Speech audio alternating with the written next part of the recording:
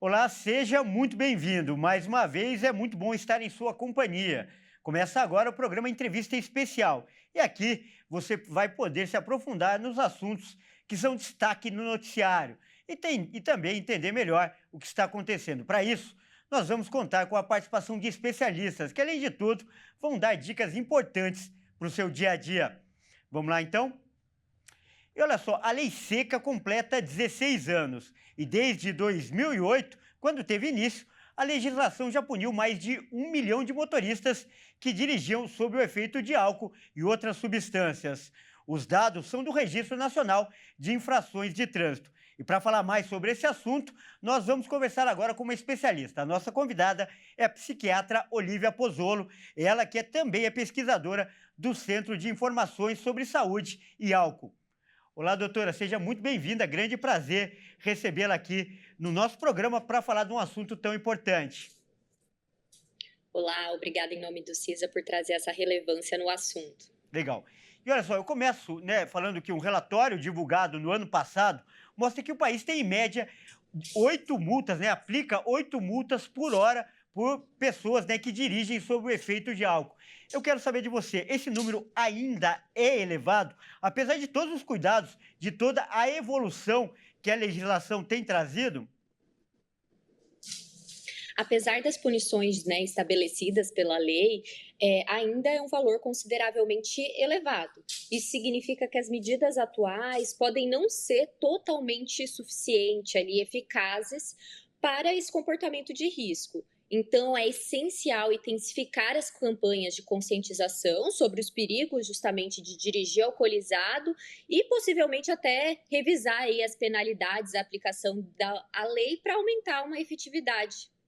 Legal. Olha, e o grande mérito, a grande importância da participação de especialistas como você, que entendem profundamente do assunto, é ser educativo, mostrar para as pessoas a importância e o perigo. Por isso, eu te pergunto, ainda existem brechas na fiscalização que estimulam esse consumo de álcool ao volante? Eu diria que existem grandes desafios na fiscalização que podem aí facilitar o consumo de álcool por motoristas. Ainda que as leis sejam rigorosas, as brechas na aplicação e até a falta de recurso ali para fiscalização contínua contribuem sim para que essa prática perigosa continue correndo. Então é vital que haja um fortalecimento no sistema de fiscalização. Em relação à educação, à postura do motorista, você acredita que nesse período todo houve evoluções, houve mudanças?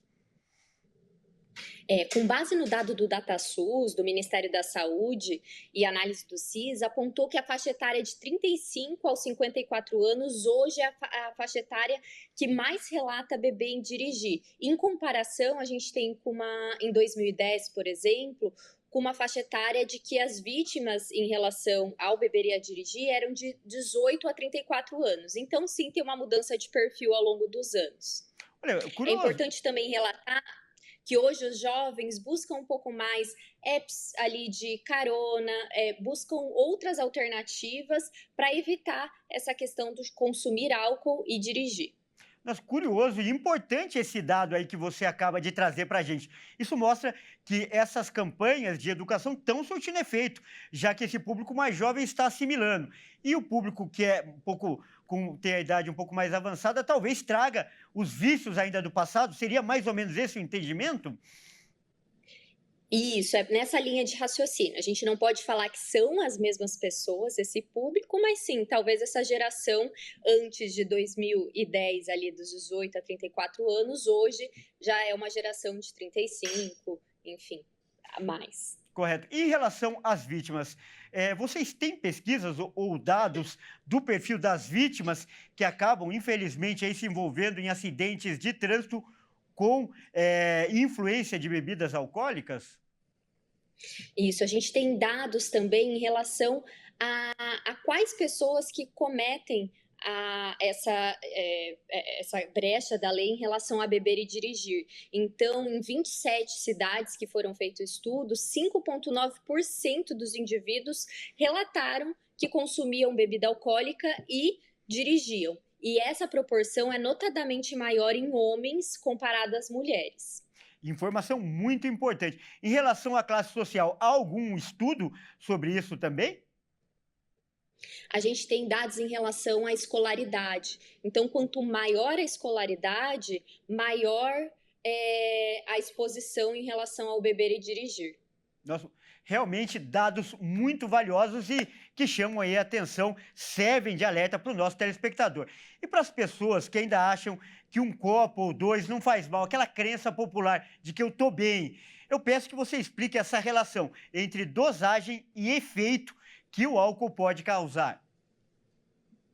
É importante esclarecer isso, que mesmo 2 copos de álcool pode sim afetar significativamente a capacidade de dirigir. O álcool, mesmo que em pequenas quantidades, ele pode reduzir a coordenação motora, o tempo de reação, a capacidade de julgamento. Então, esses efeitos podem aumentar os riscos de acidente, mesmo que a pessoa ali não se sinta embriagada. Então, cada indivíduo vai metabolizar o álcool de uma maneira diferente, então não é possível generalizar. Mas sim, em pouca quantidade, o álcool pode afetar a nossa capacidade na direção. A regra, então, doutor, é tolerância zero mesmo. É isso, é o que a lei seca preconiza: 0 álcool quando for beber e dirigir. Agora, eu queria que você falasse um pouco mais, até tecnicamente, sobre a eficiência do bafômetro. Alguns motoristas ainda acreditam que existem truques, né, que podem ajudar a driblar essa fiscalização. Comenta isso para a gente, por favor. O dispositivo, o bafômetro, ele foi projetado, é projetado para medir com precisão a concentração do álcool ali no ar exalado e não pode ser enganado por métodos caseiros ou truques, né? Então, tais crenças são mitos urbanos que não apenas falham ali em alterar os resultados, mas também colocam indivíduos e outros, não só apenas quem está dirigindo embriagado, os outros também em risco significativamente. Então, a melhor maneira de passar por um teste de bafômetro é não consumir álcool.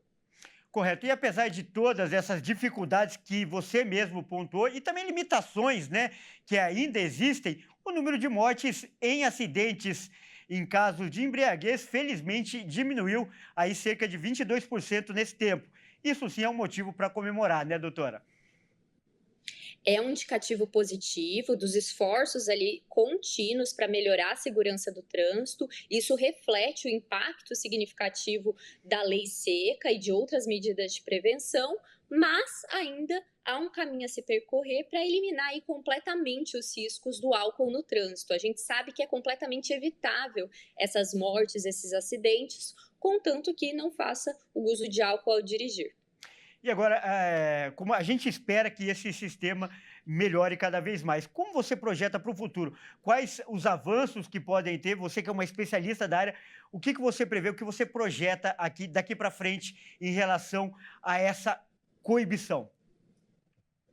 Intensificar justamente as campanhas de conscientização ali sobre os perigos de dirigir alcoolizado, novamente revisar essas penalidades, a aplicação da lei e uma fiscalização contínua para evitar a questão em relação a beber e dirigir.